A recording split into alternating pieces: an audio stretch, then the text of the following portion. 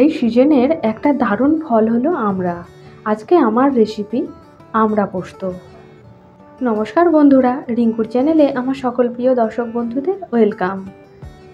আমড়া পোস্ত বানানোর জন্য নিয়েছি আমড়া এবং পোস্ত। প্রথমেই আমড়ার খোসাটাকে আমি ছাড়িয়ে নিচ্ছি। এইভাবে আমড়া ছাড়াতে হয়। এটা এক জাতীয় টক ফল। এটা খেতে অসম্ভব সুন্দর হয়। যারা খাননি প্লিজ এইভাবে এই রান্নাটা একবার ট্রাই করবেন। কথা দিচ্ছি আপনাদের সকলের খুব ভালো লাগবে। এইভাবে আমি টুকরো করে নিলাম। সমস্ত আমড়াগুলো আমার কেটে নেওয়া হয়ে গেছে। এরপর আমি কড়াতে দিয়ে দিচ্ছি সর্ষের তেল। তেলটাকে ভালোভাবে গরম করে নিয়ে ওর মধ্যে আমি দিয়ে দিলাম আমড়াটাকে মিনিট 5 সময় ধরে একটু লাল লাল করে ভেজে নেব।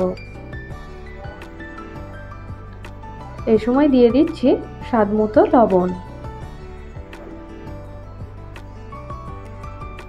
আমড়াটা বেশ লাল লাল করে ভাজা হয়ে গেছে। এরপর আমি এর মধ্যে দিয়ে দিলাম গরম জল।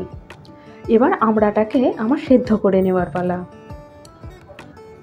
একটা ঢাকা দিয়ে দিলাম। অপরদিকে পোস্তটাও বেটে নিয়েছি। এদিকে আমড়াটা আমার সেদ্ধ করা হয়ে গেছে। এরপর আমি এর মধ্যে বেটে রাখা পোস্তটা দিয়ে দিচ্ছি। এইবার পোস্ত ধোয়া জলটাকেও দিয়ে দিলাম।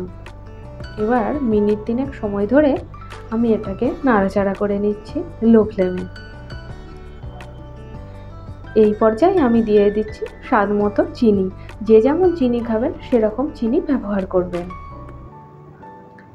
আবারও মিনিট 3 সময় ধরে আমি এটাকে নাড়াচাড়া করে নিচ্ছি। খুব অল্প সময়ে রান্নাটা তৈরি হয়ে যায়। এটা আমাদের বাঁকুড়ার খুবই বিখ্যাত এবং জনপ্রিয় একটি খাবার। আপনি যদি আমার চ্যানেলে নতুন দর্শক বন্ধু হয়ে থাকেন তাহলে প্লিজ আমার চ্যানেলটিকে সাবস্ক্রাইব করে পাশে থাকার অনুরোধ রইল। 6 মিনিট মতো ফুটিয়ে নিয়েছি। তৈরি হয়ে গেছে আমড়া পোস্ত। এবার আমি একটা আলাদা প্লেটে নামিয়ে নিচ্ছি। আমার আজকের এই রেসিপি আপনাদের কেমন লাগলো অবশ্যই কমেন্টের মাধ্যমে আমাকে জানাবেন। ভালো লাগলে ভিডিওটিকে একটা লাইক করবেন এবং প্রচুর শেয়ার করবেন। আজকে এ পর্যন্তই।